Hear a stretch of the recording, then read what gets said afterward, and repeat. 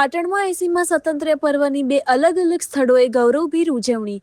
કોંગ્રેસ કાર્યાલયથી લઈને નગરપાલિકાના ભવ્ય સમારોહ સુધી તિરંગાને સલામી સાથે દેશભક્તિનો માહોલ છવાઈ ગયો. નમસ્કાર, તમે જોઈ રહ્યા છો લાઈવ ન્યૂઝ. પાટણ જિલ્લા કોંગ્રેસ કાર્યાલય ખાતે જિલ્લા પ્રમુખ ઘેમરભાઈ દેસાઈના હસ્તે રાષ્ટ્રધ્વજ ફરકાવવામાં આવ્યો, જ્યાં ધારાસભ્ય ડોક્ટર કિરીટ પટેલ સહિત કોંગ્રેસના આગેવાનો અને કાર્યકરો ઉપસ્થિત રહ્યા હતા.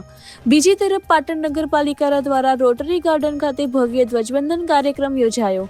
પાલિકા પ્રમુખ ચંદ્રિકાબેન રાવળે તિરંગાને સલામી આપી શહેરીજનોને સ્વાતંત્ર્ય પર્વની શુભેચ્છાઓ પાઠવી. આ પ્રસંગે કુદરતી આફતમાં ફસાયેલા લોકોને બચાવનારા પાટણ ફાયર બ્રિગેડના 13 જવાનોનું સન્માન કરવામાં આવ્યું હતું. કાર્યક્રમના અંતે પાટણને હરિયાળું બનાવવાના સંકલ્પ સાથે વૃક્ષારોપણ પણ કરવામાં આવ્યું. રાષ્ટ્રગાનના સૂર અને તિરંગાની શાન સાથે પાટણ દેશભક્તિના રંગે રંગાયું.